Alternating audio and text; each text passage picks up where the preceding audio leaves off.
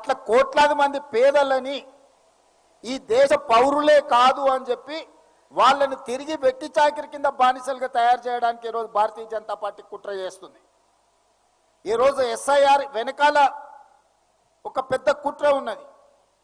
రెండవది, వెట్టి చాకిరి నుంచి రైతు కూలీ సంఘాల పోరాటం వల్ల కూలీ చేసేవాడికి కూలీ నిర్ధారించే కనీస వేతన చట్టాన్ని ఆనాడు ఎంతో మంది పోరాటం చేస్తే కాంగ్రెస్ పార్టీ కూలీలకు కూడా హక్కు కల్పించి కనీస వేతన చట్టాన్ని తీసుకొచ్చి దాన్ని అమలు చేయడానికి ఒక వ్యవస్థను ఏర్పాటు చేసి ఈరోజు కూలీ పనికి కూడా లెక్కగట్టి ఇవ్వాలి, శ్రమ దినాలకు శ్రమ గంటలకు కూడా మీరు వేతనాలు చెల్లించాలని చట్టాన్ని కాంగ్రెస్ పార్టీ తీసుకొచ్చింది.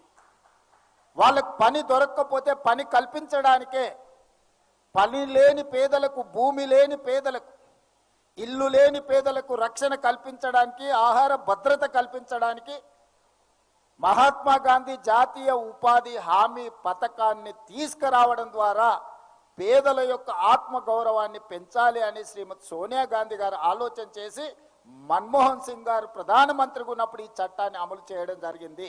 దానికి ప్రధానమైన స్ఫూర్తి ఆనాడు ఉమ్మడి ఆంధ్రప్రదేశ్ మెదక్ జిల్లాలో పునాది పడ్డది. తెలంగాణ మెదక్ జిల్లా నుంచి స్ఫూర్తిని తీసుకొని కొప్పుల రాజు గారు అధికారిగా చట్టాన్ని తయారు చేసి ఈ చట్టాన్ని ఆంధ్రప్రదేశ్ అనంతపూర్లో మొట్టమొదట ప్రధానమంత్రి సోనియా గాంధీ గారు వచ్చి ఈ జాతీయ ఉపాధి హామీ పథకానికి స్ఫూర్తి మనమే, మొట్టమొదటి దేశంలో అమలు చేసింది మనమే. ప్రపంచానికే ఆదర్శంగా ఉన్న ఉపాధి హామీ చట్టము అమలు జరగడానికి తెలుగు రాష్ట్రాలే ప్రధాన కారణము.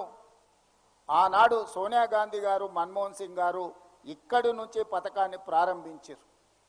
ఈరోజు ఉపాధి హామీ చట్టము అమలు జరిగితే గ్రామీణ ప్రాంతాలలో వలసలు ఆగిపోయినాయి, వెట్టి చాకిరి ఆగిపోయింది, ఆత్మగౌరవం పెరిగింది.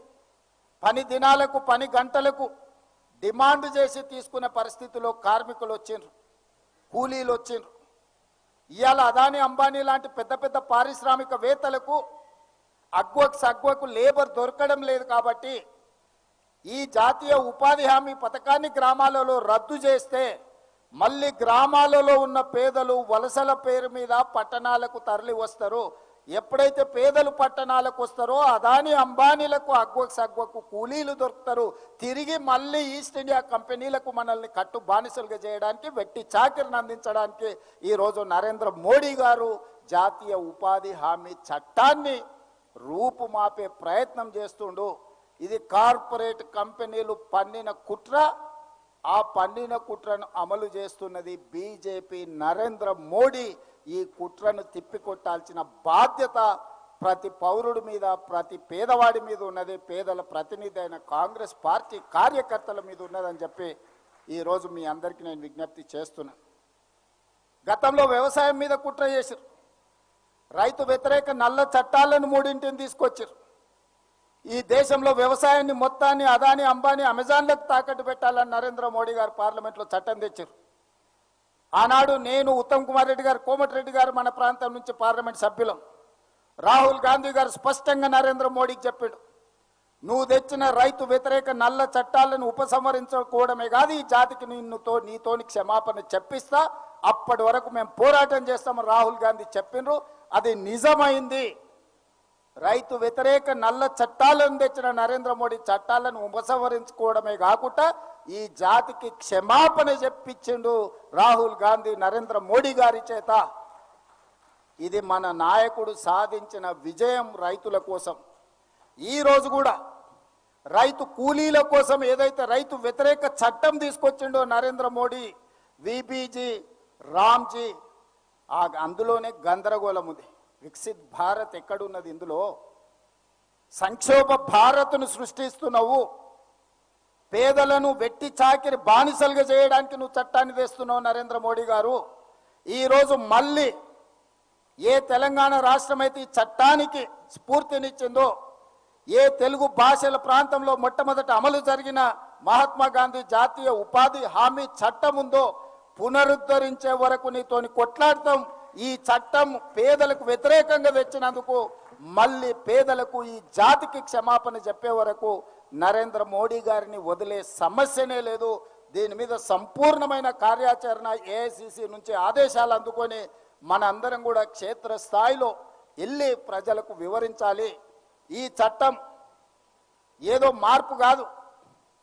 ఈ చట్టం మనల్ని తిరిగి కార్పొరేట్ కంపెనీలకు కట్టు బానిసలుగా మార్చడానికి తీసుకొచ్చిన చట్టం.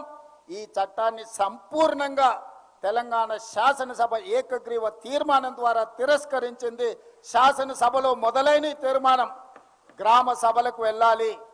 ప్రతి గ్రామ సభ పెట్టి ఈనాడు 12,702 మంది గ్రామ సర్పంచులు ఎవరైతే ఎన్నికైనరో 12,702 మంది గ్రామ సర్పంచులు గ్రామ సభలు పెట్టడం ద్వారా ఈ చట్టాన్ని తిరస్కరిస్తూ ఏకగ్రీవ తీర్మానాన్ని గ్రామ సభలలో ప్రవేశపెట్టాలి. జనవరి 20 తారీఖు నుంచి 30 తారీఖు లోపల ప్రతి గ్రామ పంచాయతీలో గ్రామ సభ నిర్వహించడం ద్వారా ఈ 10 రోజుల్లో ప్రతి గ్రామ సభలో కేంద్ర ప్రభుత్వం ప్రవేశపెట్టిన ఈ రైతు కూలీ వ్యతిరేక చట్టాన్ని జాతీయ ఉపాధి హామీ పథక రూపురేఖల మార్పును వ్యతిరేకిస్తూ గ్రామ సభలలో తీర్మానం ప్రవేశపెట్టాలి. ఎగ్జాక్ట్గా ఏ తీర్మానం ప్రవేశపెట్టాలనో మొన్న శాసనసభలో సీతక్క గారు శాసనసభలో ప్రవేశపెట్టిన తీర్మానం యొక్క మ్యాటర్ని ఆ వివరాలన్నిటిని కూడా గ్రామ సభలకు పంపాలి.